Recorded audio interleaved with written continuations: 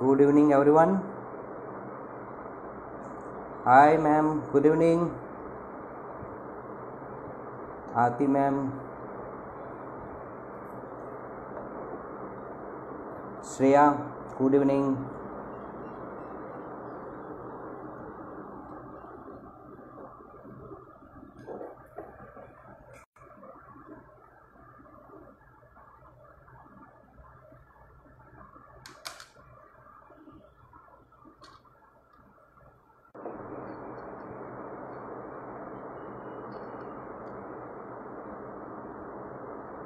Start कर रहे हैं हम लोग थोड़ा अभी ऑडियंस जो है धीरे धीरे आ रही है.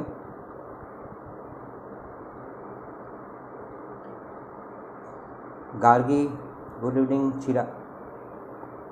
Shweta, good evening. Hi Tuhin, good evening.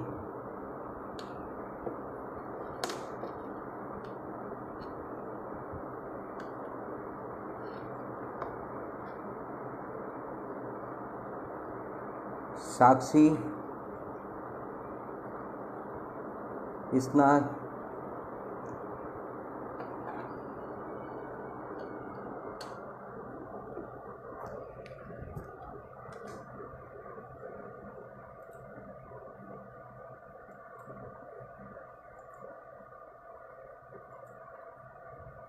we are now starting in few minutes.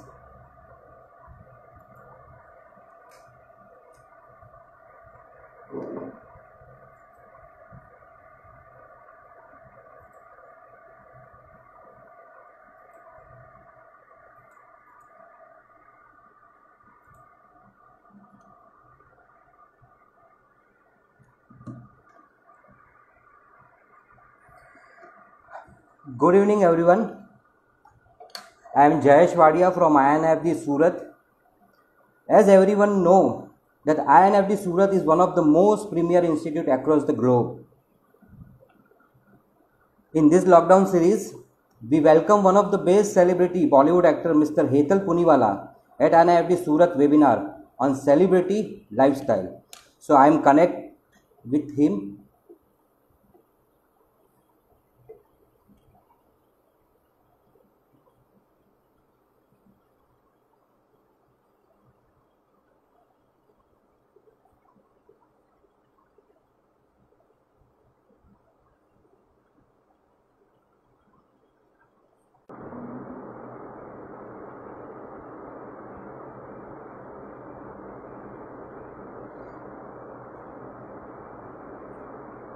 We are waiting him. He is already online.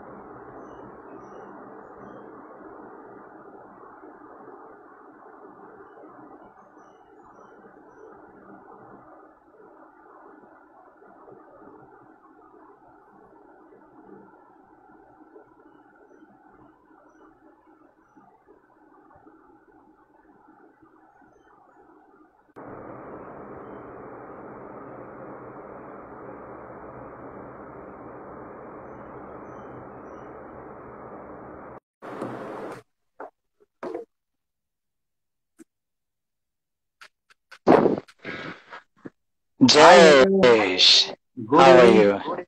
Absolutely, Fine. good evening. How are you doing? Bus fine. So how's the lockdown? We are meeting one webinar with INFD students and all other friends and families. Yes, you all So are welcome. Thank you so much for making this opportunity. Thank you so much, Jayesh and INIFT. Thank you so much. It's really pleasure being here. what you feeling now? It's wonderful, amazing. Yeah.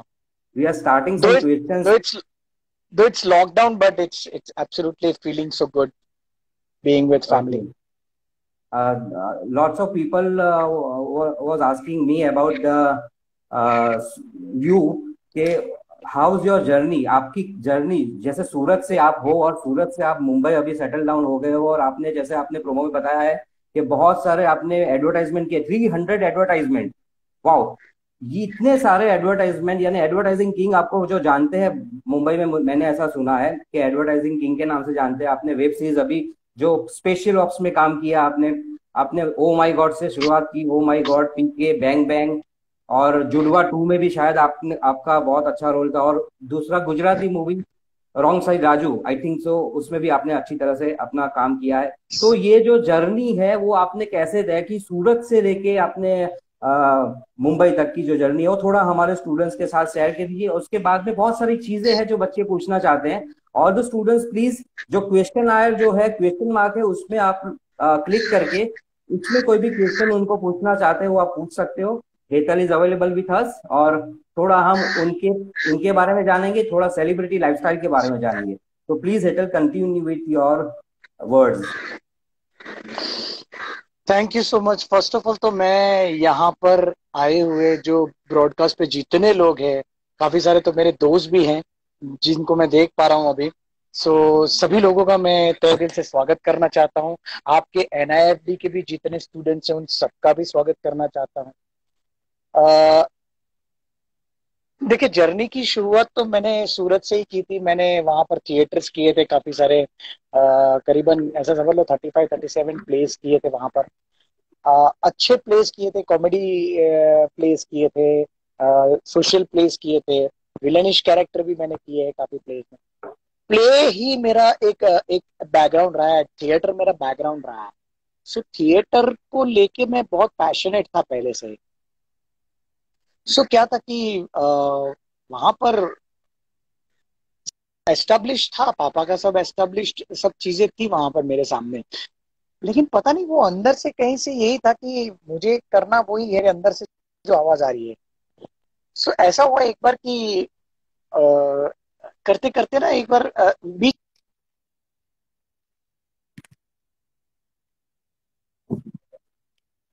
Connection issue Hetal.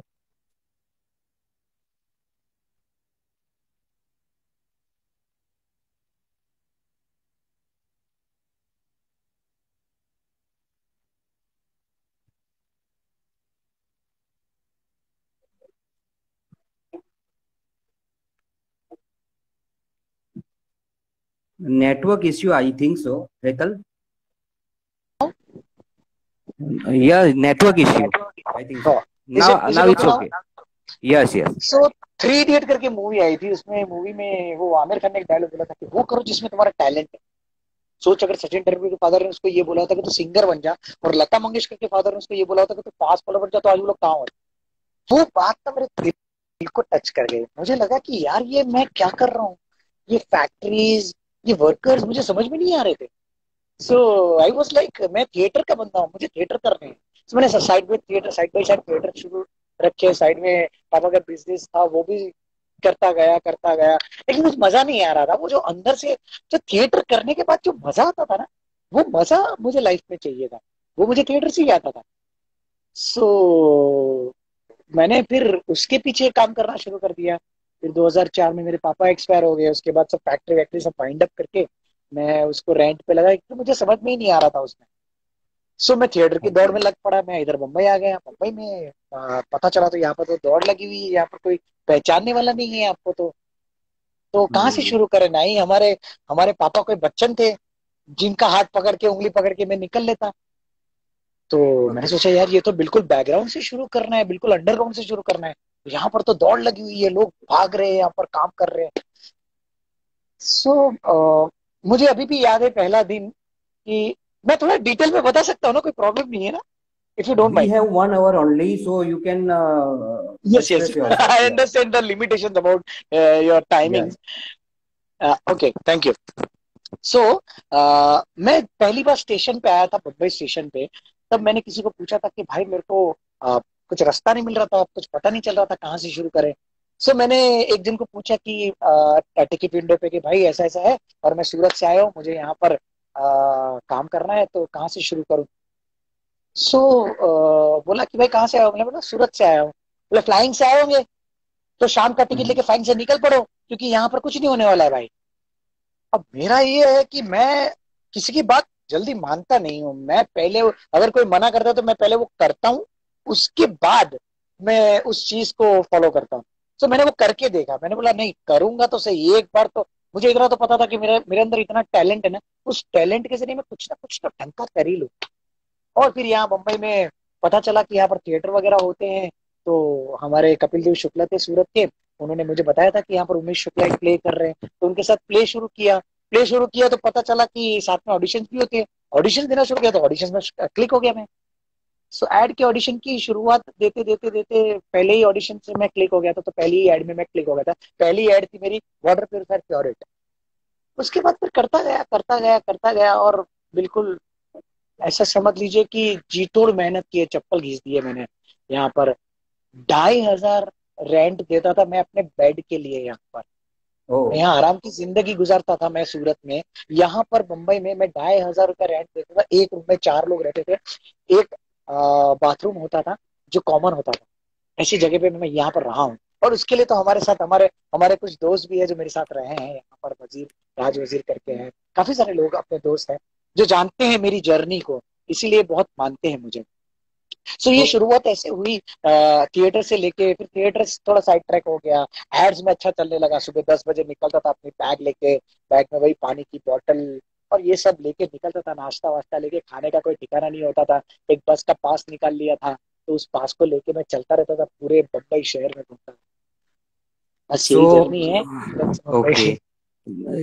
किसी ने यहाँ पे पूछा है कि your insecurity को कुछ कोई बार आपने फील की अपनी फिल्म करियर के अंदर कि कोई बहुत सारे लोग क्या है, ये फिल्म इंडस्ट्री है जिसमें बहुत सारे लोग जो आते हैं, जिसमें इंडस्ट्री में सिर्फ आप एक्टर लोग भी नहीं हो, इसमें बहुत सारे लोग हैं। जैसे हम देखें फैशन इंडस्ट्रीज के भी लोग बहुत सारे आते हैं, कॉस्ट्यूम डिजाइनर्स आते हैं, वैसे बहुत सारे ये इंटीरियर स्टेज आर्टिस्ट आती है, सेट जो डिजाइन करने वाले लोग हैं वो लोग आते हैं, तो उनके अंदर भी बहुत सारे उसमें उन लोग को भी थोड़ी डिजार्टन होता होगा कि भाई सिलेक्शन कैसे हो। तो वो थोड़ा आप बताएंगे, फिर बाद में सिलेक्शन नहीं होता, इतना अच्छा काम करने के बाद भी सिलेक्शन नहीं होता और फिर बाद में डीमोटिवेट होके हम चले जाते हैं यहाँ वहाँ।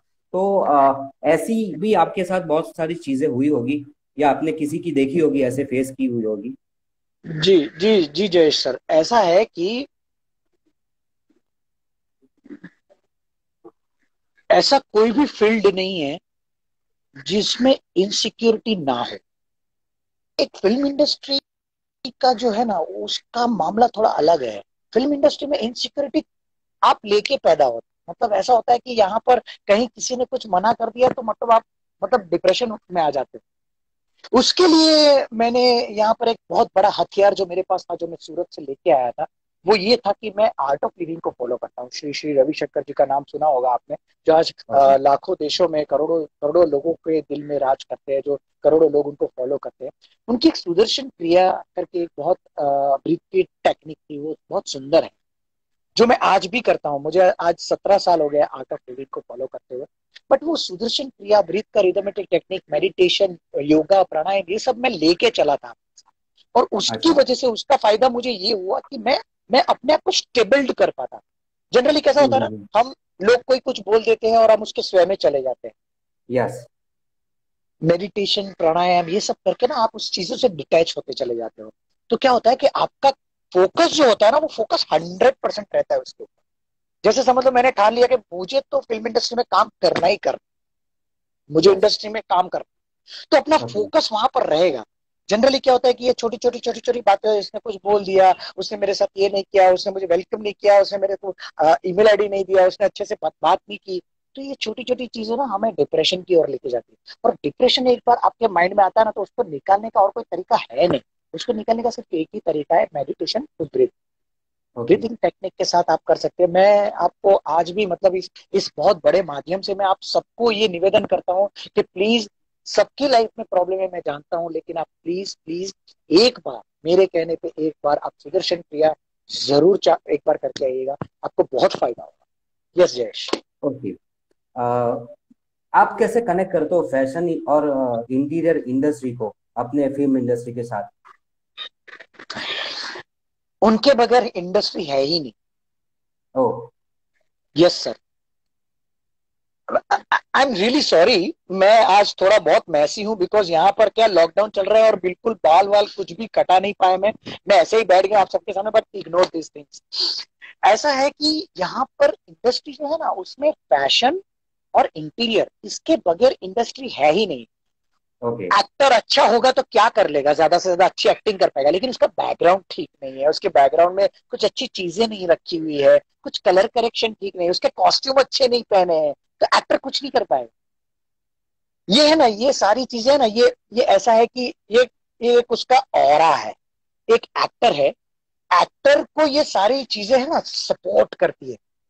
डेफिनेटली। ये कैसा होता है कि आपने मोतियों की माला देखी होगी, यस। मोतियों की माला में मोती कितने सुंदर अगर पिरोए होते हैं, कितना अच्छा लगता है, लेकिन अगर मोती की माला टूट जाती है तो कैसा लगता है, मोती बिखर सही जाते बात। हैं। एक्टर ना एक एक एक एक अंदर की माला, माला जो होती है ना, माला जो धागा होता है ना, उसके जैसा होता है। जब तक उसके अंदर मोती नहीं पिरोए जाएंगे तब तक वो सुंदर दिखेगा नहीं। तो डेफिनेटली। इंटीरियर, और ये बहुत अच्छा क्वेश्चन जिसने भी पूछा, आई हैट्स ऑफ टू यू, कि ये एक्चुअली आज के टॉपिक से भी बहुत मैच करता है। इंटीरियर और फैशन हमारी इंडस्ट्री के लिए बहुत जरूरी है। आप अगर एक हटा हुआ कुर्ता सिल के पहन लोगे ना, फैशन डिजाइनर अगर ये बोलेगा कि आपको ये पहनना है और एक एक्टर पहन लेगा ना, तो वो फैशन बन जाता है। सही आप बात है। देखिए ना, आप देखिए ना कितने सारे लोग फटी हुई जीन्स पहनते हैं। ये क्या बिल्कुल। हमारा संस्कार, हमारे संस्कार थे क्या ये? नहीं, ये हमारे संस्कार है ही नहीं, फटे हुए कपड़े पहनना हमारे संस्कार नहीं है, ये भारतीय संस्कार नहीं है। लेकिन एक ओके। फैशन आ गया, पहन लिया किसी एक्टर ने, तो वो फैशन बन गया। बहुत जरूरी है, इंटीरियर और फैशन बहुत जरूरी है। जब तक इंटीरियर और फैशन, आप देख लीजिए ना अपने आप को, आप अगर एक बाहर जाके, कहीं पर बाहर जाके आपने फोटो खींची और एक अच्छे से बहुत अच्छे सुंदर पोस्टर के साथ खड़े रह के आप अपने फोटो खींचिए, देखिए कितना फर्क पड़ता है। बहुत जरूरी। Yes. Okay, role in social media for promotion and building friends in number. Social media का जो है, ज्यादातर बहुत सारे सेलिब्रिटी सोशल बिना के बजाय सुबह उठते हैं, कॉफी लेके सोशल मीडिया के ऊपर आ जाते हैं और कुछ ना कुछ एक लाइन, एक थॉट अपना रख देते हैं। कहीं घूमने गए तो वहां पे थॉट रख देते हैं, और वही जो लाइफस्टाइल है वो सारे जो है अभी लोग होते हैं वो फॉलो करते हैं। जैसे अगर समझ लो मुंबई की लाइफस्टाइल अलग अलग है, मुंबई की लाइफस्टाइल है, सूरत नजदीक पड़ता है, तो सूरत के लोग भी जो है ज्यादातर ऐसे क्लासी लोग हैं जो फॉलो करते हैं कि पार्टीज अटेंड करना, ये अटेंड करना, वो सारी चीजें, कि पार्टी ड्रेस ऐसे पहनना, और वो तुरंत सोशल मीडिया पे आ जाता है। तो क्या है ये सोशल मीडिया के थ्रू आप भी या इसमें बहुत इन्वॉल्व होते हो, अपने आप को रखते हो क्या सोशल मीडिया में? ये जैसे आज एक्चुअली, आज देखोगे अमिताभ बच्चन के फॉलोअर्स देखेंगे तो फॉलोअर्स नंबर्स इतने सारे होंगे, और अमित जी ने अगर एक लाइन भी लिख दी होगी, भगवान ने कुछ एक श्लोक लिख दिया ऐसे समझते हैं। तो क्या आपकी कोई उसमें कुछ फर्क पड़ता है इससे? आज के जमाने में, आज के ट्रेंड में ये क्वेश्चन एक्चुअली सही है ही नहीं। ओके। एक्चुअली तो जैसे हम सांस लेते हैं ना, आजकल के जमाने में सोशल मीडिया वैसे हो गया है, ओ। आप रह नहीं पाओ। यस। आपका फोन खो, सिंपल से एक एग्जांपल देता हूं आपको मैं, आपका फोन खो गया समझ लीजिए, मैं आपको चैलेंज, अगर कोई बंदा मेरे से चैलेंज लगाना, मैं चैलेंज देने के लिए तैयार हूं। 1 घंटा, 1 घंटा अगर वो फोन के बगैर रह पाए ना, तो मैं हार जाऊं। ये एक्चुअली क्या है कि social media is the platform. आज देखे ना, हम लॉकडाउन में यहाँ पर बैठे हुए हैं, एक्टर लोगों के बारे में कोई भी नहीं सोच रहा है। सब सही। सबकी बात कर रहे हैं, ये इंडस्ट्री की बात हो रही है, वो इंडस्ट्री की बात हो रही नहीं है। नहीं, वो क्वेश्चन भी पूछा है हमारे मैडम ने, आरती जी ने पूछा है, जो अच्छा। क्वेश्चन के ऊपर मैं बाद में आ रहा हूँ। पर ठीक मैंने है। सोचा ये पहले सोशल मीडिया का जो है ना अभी भाव बहुत बहुत चल जरूरी, रहा है, तो बिल्कुल उसके बारे बहुत में पूछ जरूरी लूँ। है। मैं नहीं रह पाऊंगा सोशल मीडिया के बगैर, क्योंकि आज लॉकडाउन है, फिर भी लॉकडाउन में हमारा काम चल रहा है। ओके। हमारा काम सोशल मीडिया से ही चल रहा है। हम जो भी हमारे साथ हो रहा है, समझ लो हमें किसी एड के लिए, मुझे अभी 3 दिन पहले मैंने एक एड का शूट किया। अब उस एड में उस बंदे ने मेरे पास सिर्फ एक ऑडिशन मांगा, मैंने ऑडिशन बना के स्टैंड पे लगा के ऑडिशन बना के भेज दिया। ओके। अब शूट करना है, कैसे करेंगे? तो उनके एक डायरेक्टर, एक डीओपी ऐसे मेरे घर पे आए, मेरे घर पे ही शूट करके, राइट। सो लॉकडाउन में तो ये बहुत बहुत इंपॉर्टेंट है ये। लॉकडाउन में इसके बगैर, लॉकडाउन क्या, अभी मुझे लग रहा है कि ये सबकी सांसें बन जाएगी ये। सोशल मीडिया के बगैर अब कुछ नहीं होने वाला है भाई। अगर सोशल मीडिया नहीं आ रहा है ना, मेरे ख्याल से, मेरे ख्याल से अगर जिसको सोशल मीडिया नहीं आता ना, उसको सोशल मीडिया के क्लासेस लेने पड़ेंगे। मैं बता रहा हूँ आपको। नहीं आ रहा है तो प्लीज सीख लीजिए ये। मेरी मम्मी, जिसको मोबाइल पे नंबर से डायल करके फोन करना आता था, आज वो सोशल मीडिया पे है। ओके। रहना गुड। पड़ेगा सर, बहुत जरूरी। यस। ओके। अभी पेंडेमिक चल रहा है, कोविड-19, राइट? और सब जगह पे सब इंडस्ट्रीज भी बंद है, अभी थोड़ा थोड़ा धीरे धीरे काम हो रहा है। तो आपको क्या लग रहा है कि भाई जो जितने वर्कर्स हैं, जितने एक्टर्स हैं, जितने काम करने वाले को एक्टर्स हैं आपके साथ में, तो उनके भी पेमेंट वगैरह में थोड़े प्रॉब्लम्स आए होंगे, तो थोड़ा उसके बारे में थोड़ा। देखो, प्रॉब्लम तो हर जगह पे है, ऐसा नहीं है कि नहीं है। लेकिन क्या है, कुछ लोग इस चीज का फायदा उठा रहे हैं, वो मेरे हिसाब से नहीं करना चाहिए। आज जिस हिसाब, मेरे साथ नहीं हुआ है बाय गॉड्स ग्रेस। जैसे कि मैं एकता कपूर की नागिन सीरियल में काम कर रहा था, उनका पेमेंट टाइम से आ जाता। I really okay. अप्रिशिएट। कुछ प्रोड्यूसर्स है, बड़े बड़े अच्छे अच्छे प्रोड्यूसर है, कुछ छोटे प्रोड्यूसर भी ऐसे हैं कि जो टाइम से पेमेंट निकाल के दे दिया है सब वर्कर लोग। हाँ, राइट। लेकिन फिर एक्स्ट्रा देना होता है तो उसके लिए उनको सोचना पड़ता है, क्योंकि उनके ही हाथ तंग है सामने से। अब अब कुछ लोग ऐसे हैं कि जो इस बात का फायदा उठाते हैं, बोलते हैं कि अरे भाई अभी तो पैंडेमिक सिचुएशन चल रही है, मेरे पास भी पेमेंट आया नहीं। इस बात का फायदा उठाने वाले लोग हैं, जो कि 20-30% लोग होंगे। ओके। बाकी 70-80% लोग जो है वो पेमेंट दे देते हैं, ऐसा मना नहीं करते।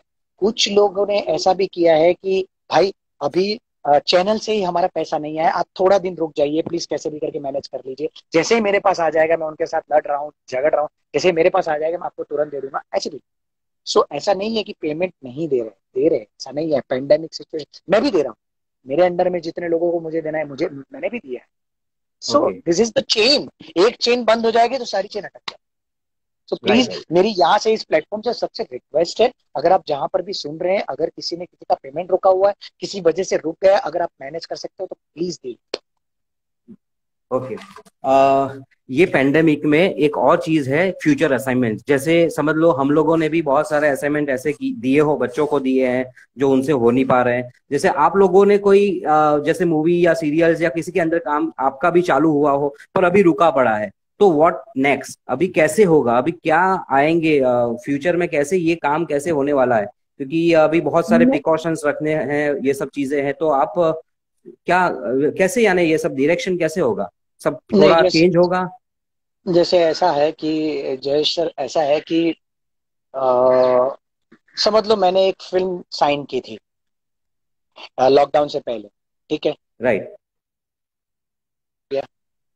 उन्होंने जो कमिटमेंट सामने से लिए थे वो सारे कमिटमेंट चेंज हो गए। क्यों? क्योंकि नए सिरे से कॉन्ट्रैक्ट करने पड़ेंगे, नए सिरे से लोग लोग आएंगे, कुछ लोग आएंगे, कुछ लोग चले जाएंगे, कुछ लोग नहीं है उनकी जगह पे रिप्लेस होंगे। तो ये सारी चीजें नए सिरे से सेट होगी। तो समझ लो मैंने 10 रुपया जो बजट बनाया था एक पिक्चर का, वो बजट आज मेरे को 12 रुपये जा रहा है। ओके। क्यों? क्योंकि मुझे वो एक्टर नहीं मिला जो मुझे चाहिए था, मुझे दूसरे एक्टर को लेना पड़ा जो कि हैवी है, उसका पेमेंट ज्यादा है, मुझे उसको लेना पड़ा, मुझे दूसरा डायरेक्टर है उसके, उसको लेना पड़ा, तो उसका पेमेंट भी ज्यादा है। तो मेरा जो पैसा 12 रुपये जा रहा है ना, अटक जाएगा वो। सो ऐसा होगा कि अभी नए सिरे से सारी बातें होंगी, डायरेक्टर के हम्म। साथ, एक्टर के साथ, प्रोड्यूसर, सब नए सिरे से प्लेटफॉर्म पे बात करके करेंगे। अभी ऐसा नहीं है कि वही चीज जो हमने पहले कर दी है उसी को आगे कंटिन्यू करेंगे, ऐसा नहीं हो पाए। Right, right.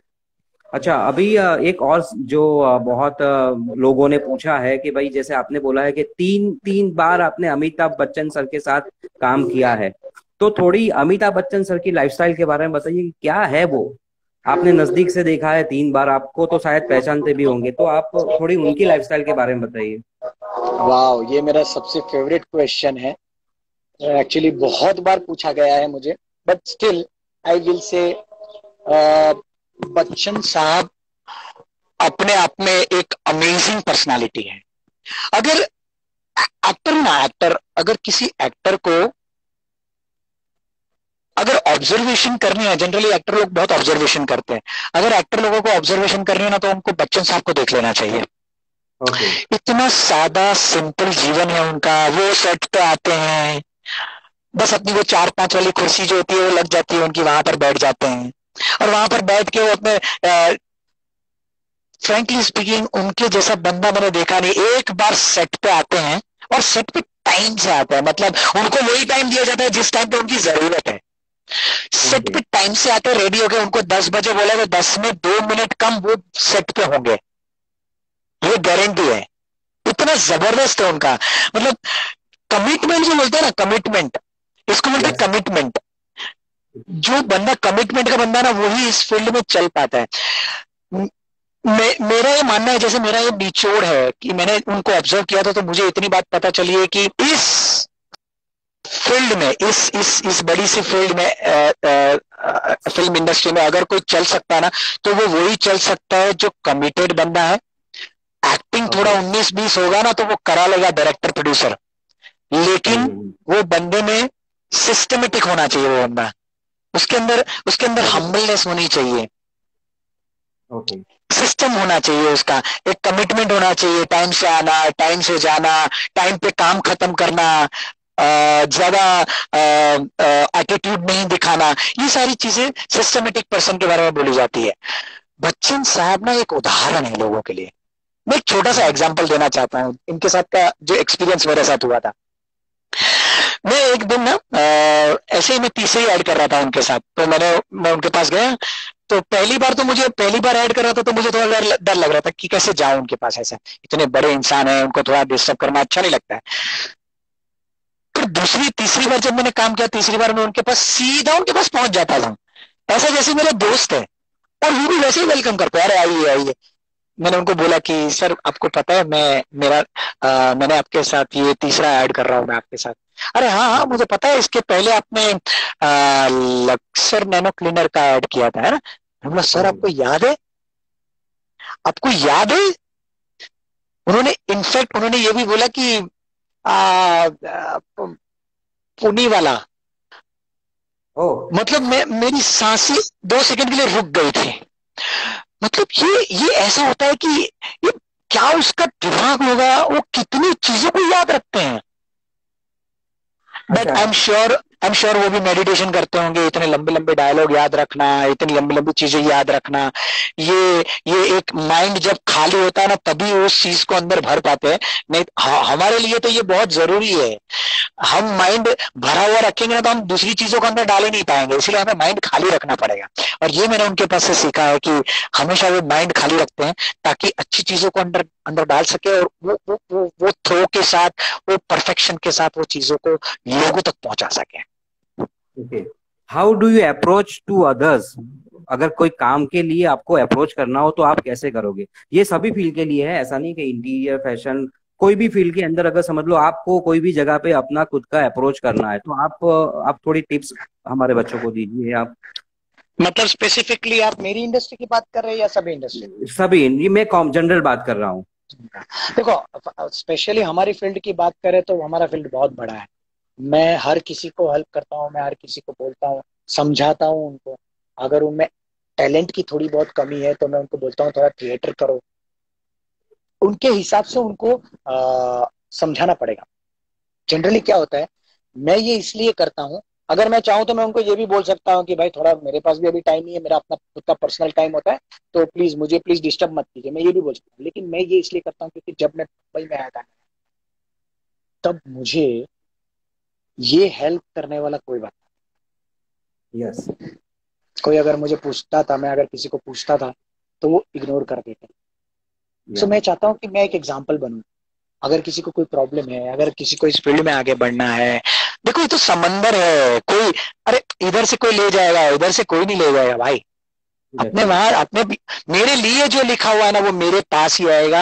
ये हर फील्ड के लिए लागू पड़ती है चाबी, प्लीज लिख लीजिए अगर लिखना हो तो, कि अगर आपके लिए कुछ बना है, आपके लिए लिखा है ऊपर वाले ने, तो वो सिर्फ और सिर्फ आपके पास ही आएगा, और कोई उसका सहभागी नहीं बन सकता है, वो किसी और के पास जा ही नहीं सकता है। और अगर आपके पास नहीं रहा, अगर वो चीज आपके पास नहीं आई, तो समझ लीजिए कि वो मेरे लिए नहीं थी, किसी और के लिए थी। क्योंकि कई बार आपको भी नहीं पता है कि आपके लिए क्या चीज बनी, और अचानक से आपके सामने आ जाता है। करेक्ट होता है ना, होता है ना, कई बार हमें नहीं पता होता, अरे यार ये कैसे हो गया यार, क्यों? क्योंकि वो तुम्हारे लिए बनी थी, तो वो किसी और के पास से ही आई है आपके पास। तो प्लीज ओके। ये माइंड में रखिए, इससे आप अपने माइंड को सेव कर पाएंगे, ठीक है ना। तो ये इंडस्ट्री, ये हर इंडस्ट्री के लिए है। आपको फ्रस्ट्रेट नहीं होना है, आपको शांत दिमाग से काम करना है। आपको अगर रहना है तो पहला तो आप मेडिटेशन कीजिए, और दूसरा ये समझ लीजिए कि आपके लिए जो बना है वो आपके पास आएगा ही आएगा। डेफिनेटली। अच्छा, एक और चीज थी कि जब भी हम कोई एक जगह पे समझ लो आप काम करने जाते हो, स्टार्टिंग करते हो, फिर बाद में उसमें भी बहुत सारी लोग जो है आजू बाजू में आपका जो भी मेल जुला होता है। जैसे मुझे पूछा गया है एक क्वेश्चन, जो अजय, मिस्टर अजय करके हमारे स्टूडेंट है, उन्होंने पूछा है कि रियल लाइफ और real life, mean real life और रियल लाइफ में क्या फर्क है? हेतल पुनीवाला रियल लाइफ में क्या है और हेतल पुनीवाला रियल लाइफ में क्या है? फ्रैंकली स्पीकिंग कोई फर्क नहीं है। मैं जो यहाँ पर हूँ वही वहां पर भी हूँ। अभी एक्चुअली क्या है कि लोगों ने ना एक्टिंग को ना ऐसे ले लिया है जैसे एक्टिंग मुझे करना है। नहीं, एक्टिंग एक्टिंग का मतलब है कुछ भी नहीं करना है, बी ओके। नेचुरल। आजकल के टाइम में लोग एक्टिंग नहीं चाहते हैं। एड में तो ऐसा है कि आपको एक्टिंग करना ही नहीं है, आप नेचुरल, जैसे अभी मैं बात कर रहा हूँ वैसे ही मैं बात करता हूँ एड में। फ्रैंकली मतलब वो एक्टिंग एक्टिंग है ही नहीं। मतलब रियल लाइफ और रियल लाइफ दोनों सेम हो गया है। अभी पहले जैसा नहीं हुआ है कि आप महाभारत देख लीजिए ना। पहले का महाभारत कैसा था? भीष्म बोलते थे मैं तुम्हें यहां से नहीं जाने दूंगा क्योंकि मैं प्रतिज्ञाबद्ध हूं। लेकिन वही बात अगर आज के महाभारत में देखेंगे तो कैसा होगा? मैं तुम्हें यहां से नहीं जाने दे सकता हूं क्योंकि मैं प्रतिज्ञाबद्ध हूं। ये नेचुरल, एक्टिंग एक्टिंग का जमाना गया है। अभी नेचुरलनेस का जमाना है। एड में नेचुरलनेस डेफिनेटली। बहुत जरूरी होती है। आप किसी भी एड को देख लीजिए, किसी में एक्टिंग नहीं दिखाई देगी, आपको लगता है अपनापन है। देखो ये अपने ही जैसा कोई घर वाला सामने बैठा हुआ है और वो कुछ कर रहा है वहां पर, अपने घर में कुछ खाना बना रहा है, ऐसा लगता है ना। सिंपल बात है। Right, right. अच्छा, what was your fan movement? जो सीमा पटेल करके हमारे स्टूडेंट है, उन्होंने एक क्वेश्चन पूछा है, what was your fan movement? Fan moment. Yeah. I think I should, या एक बार ऐसा हुआ था कि हम लोग ना उदयपुर गए थे। सो उदयपुर हम लोग एयरपोर्ट, एक शूटिंग था, कुछ तो फिल्म का शूट था या सीरियल का शूट था, आई डोंट नो, मुझे अभी याद नहीं है, कुछ 4-5 साल पहले की बात है। तो मैंने ऐसे ही पोस्ट डाल दिया था कि मैं उदयपुर में हूँ, just landed in the at the airport. So वहां पर कुछ स्टूडेंट ग्रुप था, किसी कॉलेज का स्टूडेंट ग्रुप था। उनको पता चला होगा कि मैंने लाइव डाला था ना कि मैं यहाँ पर हूँ, I am feeling so happy, ऐसे करके मैंने एक पोस्ट डाला था Insta. So I can't believe, मतलब वहां के वो स्टूडेंट लोगों ने मेरे लिए भव्य स्वागत किया था। रेड कारपेट बिछाया था, उसके ऊपर फूल रखे हुए थे, और क्या बोलते हैं वो, बुके बुके लेके आए थे, और एक छोटा सा गिफ्ट लेके आए थे मेरे लिए। So beautiful. मुझे नहीं पता था, मुझे लगा कोई आने वाला होगा यहाँ पर, कोई बड़ा मंत्री मंत्री कोई आने वाला होगा इसलिए रखा होगा। सो वो स्टूडेंट लोग मुझे पहचान गए और उन लोगों ने मुझे यहाँ मुझे बोला कि सर हम आपके फैंस हैं और आपके लिए एक छोटा सा सरप्राइज। बोले सर वापस जाइए उधर, वापस से घूम के आइए आप वहां से। सो वापस मैंने बोला यार ये कोई प्रैंक वैंक तो नहीं चल रहा है, क्योंकि हमारे साथ प्रैंक बहुत होते हैं। सो मैं एग्जैक्टली। वहां से घूम के, हाँ मैं घूम के आया वहां से, और वहां पर रेड कारपेट था। मैंने बोला ये मेरे लिए नहीं होगा, मैं साइड से जा रहा था, मैं से साइड से निकल के जा रहा था। उन्होंने बोला नहीं नहीं सर उसी पे से आइए, and they click they clap. That was the best time I ever had with my fans. उन्होंने बहुत सारे फोटोग्राफ्स भी खींचे, मैंने अपने पास से बहुत सारे फोटोग्राफ उनके साथ खींचे थे। So it was a fun time, it was a fun time. ये एक फैन ही कर सकता है और कोई नहीं कर सकता है। Thank you so much. मैं उन सभी लोगों का तहे दिल से आज इस प्लेटफॉर्म से शुक्रिया अदा करना चाहता हूँ कि आप लोग ऊपर वाले के आशीर्वाद से और आप लोग का प्यार हमेशा ऐसे ही बना रहे, यही मेरी दुआ है। Thank you so much for being there with me. Thank you.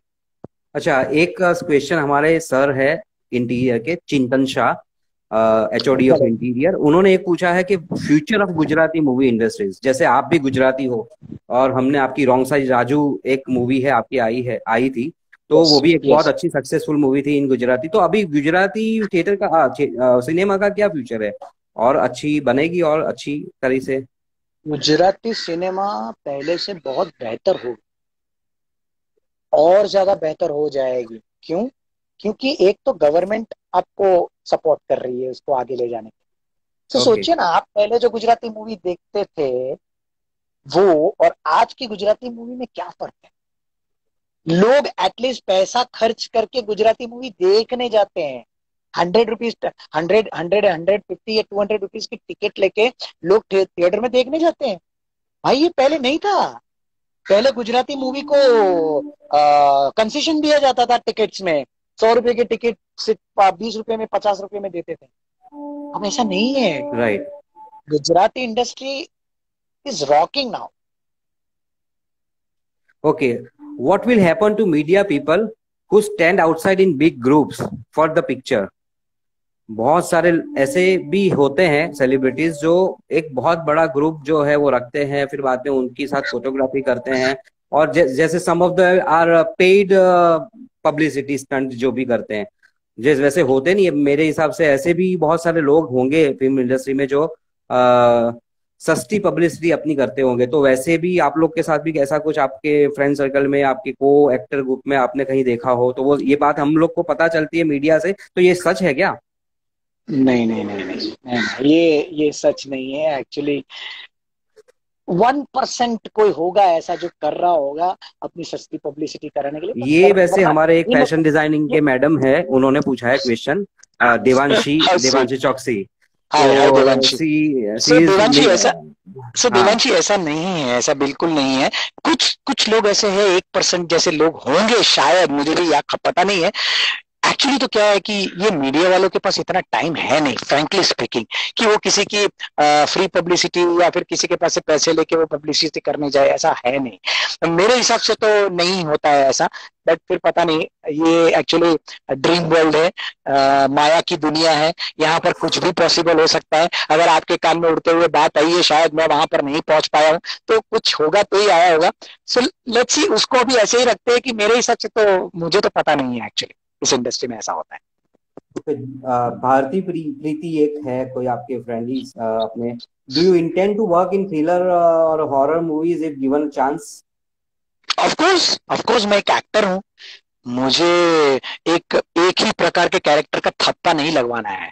मैं अपनी लाइफ में ना डिफरेंशिएट कैरेक्टर करना चाहता हूँ। जैसे नवाज भाई अभी कर रहे हैं, नसीर नसीर भाई साहब जो कर रहे हैं, वो वो एक डिफरेंट काइंड ऑफ कैरेक्टर्स लेके आते हैं। आपको पूरी मूवी में, चाहे मूवी आपको अच्छी लगे नहीं लगे, इन दोनों को आपको देखना हो ना, तो एक स्पेशल टाइम होता है आपका, वो आप देखते हो इनको। तो मुझे ऐसे कैरेक्टर्स करने हैं। नो डाउट, अगर स्क्रिप्ट अच्छी है और जिस हिसाब से आप बोल रहे हैं, thriller horror, so I would love to do that. Yes. अच्छा, आपका कोई बेस्ट डायलॉग जो आपको बहुत अच्छा लगा है अभी तक, जो आपको बताना है? हमारे व्यूअर्स, इतने सारे व्यूअर्स हैं जो जानना चाहते हैं कि आपकी एक्टिंग, बहुत सारे ऐसे भी है जो फर्स्ट टाइम आपको देख रहे हैं। रियली? क्योंकि हाँ, जब सो मुझे एक मतलब बोल के बताना है? जैसे समझ लो, आपको अगर जानना हो किसी को, जैसे हेतल पुनीवाला कौन है, तो वो कैसे पहचानेगा? करेक्ट, तो मुझे बोल के तो बताना है सर? नहीं नहीं, मीन्स कि ऑन सोशल मीडिया के कोई एक प्लेटफॉर्म है, जैसे यूट्यूब है, जैसे इंस्टाग्राम है, तो उसके ऊपर आपकी, वैसे आपने 300 एडवर्टाइजमेंट की है, तो एडवर्टाइजमेंट की है, तो वो अभी तक वैसे बहुत सारे लोग, शायद ऐसा भी हो सकता है कि आपको जानते ना हो, तो उन तक आप करेक्ट। पहुंचो। तो आप कैसे, यानी अगर समझ लो मैंने मेरी कंपनी चालू की है, तो अगर मैंने मेरी कंपनी चालू की है तो मुझे लोगों तक नहीं पहुंची है वो कंपनी, तो मुझे अभी कैसे पहुंचना है, वो लोगों तक कैसे पहुंचानी है? तो एक तो करेक्ट सोशल करेक्ट मीडिया तो है, पर वो सोशल मीडिया भी वो कैसे देखेंगे वो लोग? Correct correct correct. ठीक है, मैं आप आपकी अगर इजाजत हो सब लोगों की, तो मैं एक एक बागबान मूवी का एक डायलॉग सुना सकता हूँ, जो कि बच्चन साहब मेरे बहुत फेवरेट रहे हैं पहले से ही, और मैं उनको अपना आदर्श मानता हूँ। और एक छोटा सा डायलॉग है उनका, वो जो लास्ट में जो वो बोलते हैं पूरा एक सोलिलोकी, वो मैं आपके सामने पेश करता हूँ। देवी और सज्जनों, अभी अभी आपने मेरे बारे में जो कुछ भी सुना उस पर बिल्कुल भी विश्वास मत कीजिएगा, क्योंकि आलोक मेरी तारीफ इसलिए करता है क्योंकि वो मुझसे बहुत प्यार करता है। और वो प्यार इसलिए नहीं करता है क्योंकि मैं एक बहुत अच्छा इंसान हूं या मुझ में कई गुण है। प्यार इसलिए करता है क्योंकि वो खुद एक अच्छा इंसान है। देखिए, मैं कोई लेखक नहीं हूं। लेखक तो सोच के सागर में डूब के न जाने कैसे कैसे मोती निकाल लेते हैं। मैंने तो बस वही लिखा है जो जिंदगी ने मुझे लिखाया है। बागबान मेरे बारे में या किसी एक इंसान के बारे में नहीं है। यह किताब है बीते हुए कल और आने वाले कल के बीच फैले हुए सन्नाटे के बारे में। यह किताब है एक पीढ़ी और दूसरी पीढ़ी के दरमियान टूटे हुए हर पुल के बारे में। यह किताब है झुके हुए उन कंधों के बारे में जिन पर बैठकर कभी कुछ बच्चों ने जिंदगी के मेले देखे थे। यह किताब है कांपते हुए उन खाली हाथों के बारे में जिन्होंने अपने बच्चों के नन्हे हाथों को पकड़कर उन्हें चलना सिखाया था। यह किताब है तरसते हुए उन होठों के बारे में जिन पर कभी लोरियां थी मगर बरसों से खामोश है। जमाना बदल गया है, जिंदगी बदल गई है। हमारे अंदर के लोग याद करें कैसे बेकार के रिश्तों और बंधनों में उलझे रहते थे हम लोग। बाप के चेहरे में ईश्वर देखते थे, मां के चरणों में स्वर्ग दिखाई देता था। लेकिन अब लोग समझदार हो गए हैं। आज की पीढ़ी बड़ी होशियार और प्रैक्टिकल हो गई है। उनके लिए हर रिश्ता एक सीढ़ी की तरह है जिस पर पांव रख करके वो आगे निकल जाते हैं। और जब उन सीढ़ियों का कोई इस्तेमाल नहीं रहता है तो उसे घर के टूटे कुर्सी, मेज, टूटे फूटे बर्तन, फटे पुराने कपड़े और कल के अखबार की तरह रद्दी समझकर किसी कबाड़ खाने में फेंक देते हैं।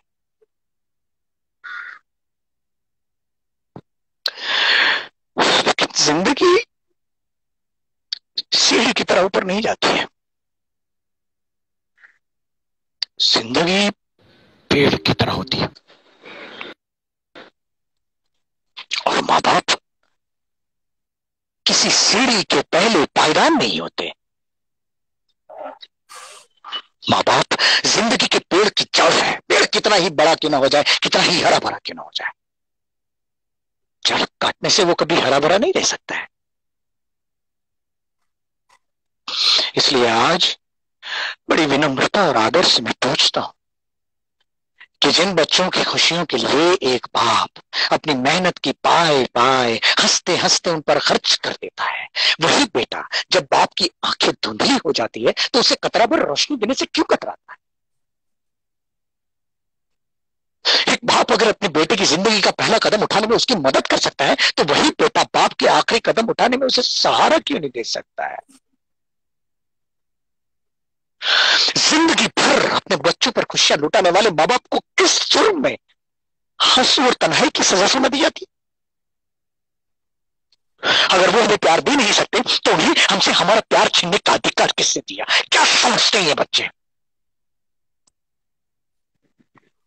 कि जिन माँ बाप को प्यार के बंधन में बांधकर भगवान ने एक किया है उन्हें वो दो हिस्सों में बांटकर अलग अलग तड़प तक ले छोड़ सकते हैं।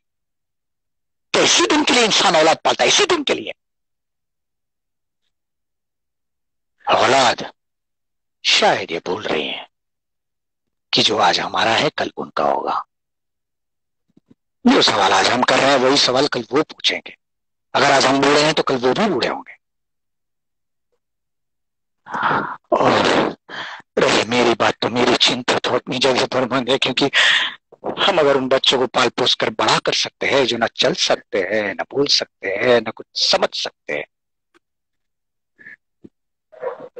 तो हम अपने आप को भी पाल सकते हैं। हमें किसी से कोई उम्मीद की जरूरत नहीं है,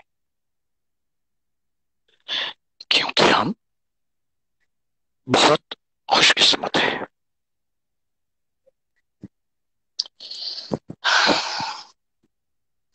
So nice. Thank you so much. Clapping. Thank you. It's a very nice dialogue, Hetal. And thank you सो शायद मच। सबको पसंद आया होगा। प्लीज थम्स अप करिएगा। और किसी को कुछ क्वेश्चन पूछने हो तो पूछ सकते हैं, क्योंकि अपने पास अभी 10 मिनट्स है, तो we can complete our session in 10 minutes. Is anyone who मेरा जी like to हमेशा, like any question? मेरा जयश ये हमेशा मानना रहा है कि एक्टिंग के लिए ना कभी भी लोगों के मन में ये भ्रम बैठ गया है कि एक्टिंग के लिए मुझे कुछ करना पड़ेगा, कहाँ Okay. से करूँ, ये समझ लो कि मैं करने जा रहा हूँ। तो ये करना जो होता है ना वो ये पॉसिबल नहीं है इधर। यहाँ पर कुछ नहीं करने से ही एक्टिंग होता है। सो Definitely. जैसे जैसे ये होता है ना कि कई बार एक कैरेक्टर करने के बाद ना आप उसमें से बहुत जल्दी निकल नहीं पाते हो। हमें एक्टर एक ऐसा होता है कि जो बहुत जल्दी सिचुएशन से निकलता है, जल्दी सिचुएशन में आता है, जल्दी निकलता है। So switch on switch off switch on switch on switch on switch off ऐसे रहना। सो तो ये एक पेंडेमिक में, अभी ये पेंडेमिक के अंदर, कोविड-19 के अंदर, अभी फ्यूचर ऐसा तो नहीं है ना कि भाई अभी स्टॉप होने वाला है, या तो फिर कुछ, अभी सब लोग के दिमाग ऐसे हो गए हैं कि क्या करेंगे। तो कुछ नहीं इसके होगा। लिए मुझे आपका वो एक आपके साथ जब बैठे थे बॉस, जब आप सूरत में हम लोग जब मिलते थे, ऐसे बहुत अच्छे फ्रेंड भी है आप हमारे। तो सही। आपने एक डायलॉग मुझे बोला था, वो मैं भूल गया हूँ, एटलीस्ट वो आमिर खान का एक डायलॉग था, रंग दे बसंती, आई थिंक सो मूवी थी। तो वो डायलॉग मुझे एक हाँ आज करेक्ट सुनना था यार, कि जो अच्छा याद आज दिला। जो कोविड-19 जो है उसके लिए, कोरोना का डर भगाने के लिए, वो सेंटेंस जो है वो बहुत, बहुत ये नए बच्चे हैं, सारी पीढ़ियों के लिए है वो डायलॉग। तो एक करेक्ट। बार प्लीज वो डायलॉग, ये मेरा क्वेश्चन था कि मुझे यस वो सुनना था।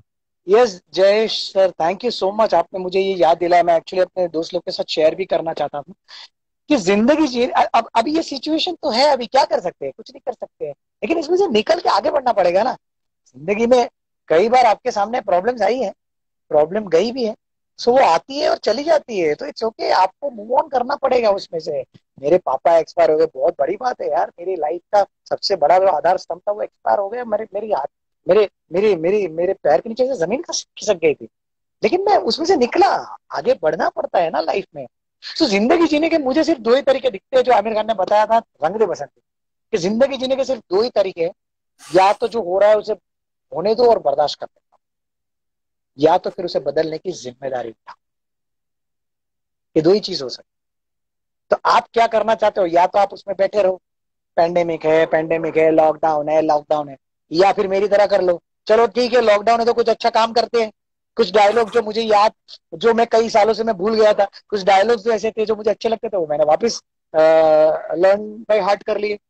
आप समझे मैं क्या बोल रहा हूँ? सो यार नई पुरानी चीजों को नए तरीके से अपनी लाइफ में वापस लाने के लिए करना पड़ेगा।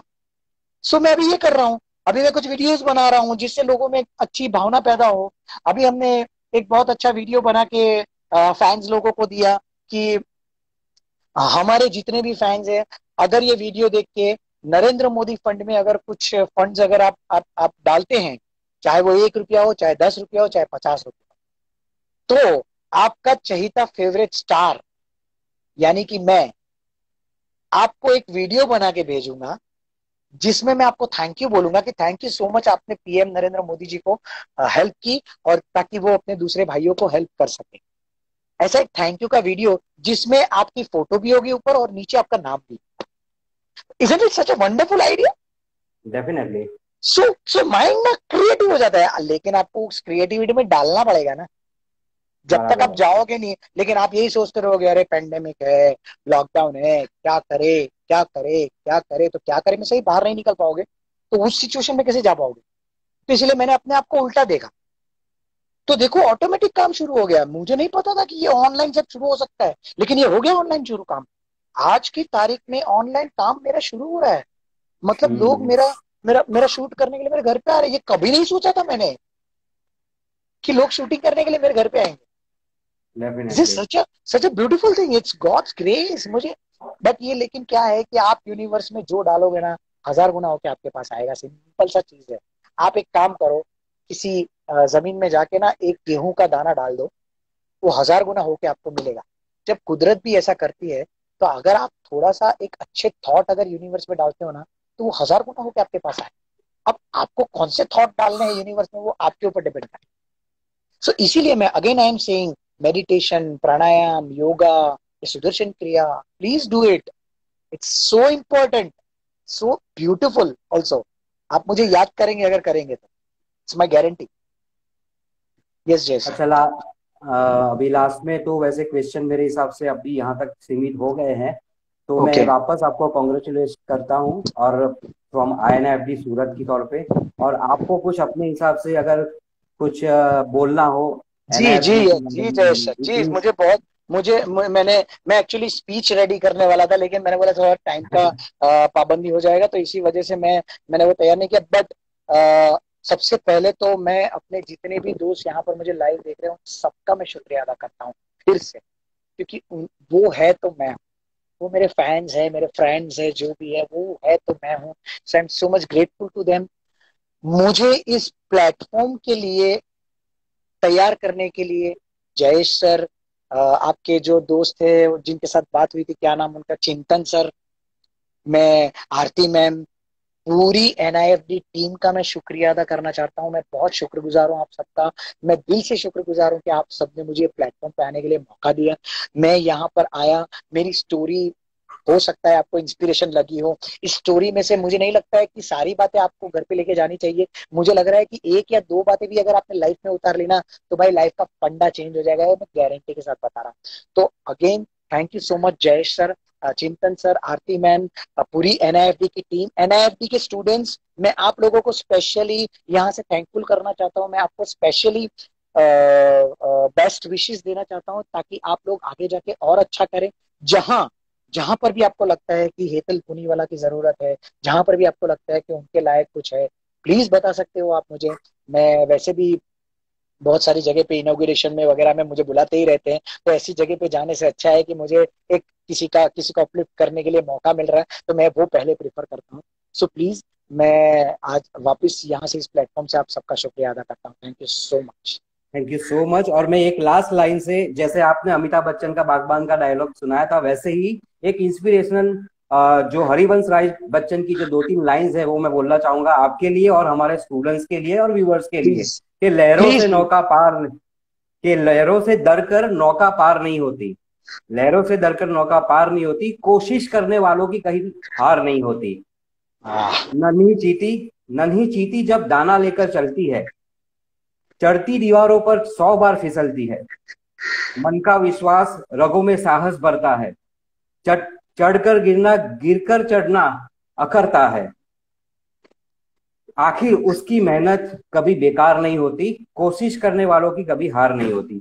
तो आपने जो कोशिश की है अपनी लाइफ में, वही लाइफ की अपने जो स्टेज में जो आपने कोशिश की है, वैसे ही स्टेज में हर लोग, हर कोई अपने हिसाब से कोशिश करते रहे और ये पैंडेमिक से थोड़ा बाहर आके कुछ नया सोचे, कुछ अलग तरीके से अभी लाइफ को रिप्रेजेंट करे अलग अलग प्लेटफॉर्म के ऊपर, और एक दूसरे के साथ ऐसे ही कॉपरेट करके कुछ भी अच्छा काम करे जो फ्यूचर में कुछ अच्छा एक मिसाल बने। तो thank you so much Hetal for thank you. Giving us a time, your crucial time. और हम बुलाएंगे आपको फ्यूचर में, क्योंकि अभी ये जो है ये एक जर्नी है जो कभी रुकने वाली नहीं है, पिक्चर तो अभी बाकी है। Thank you so much Hetal. Thank you so much.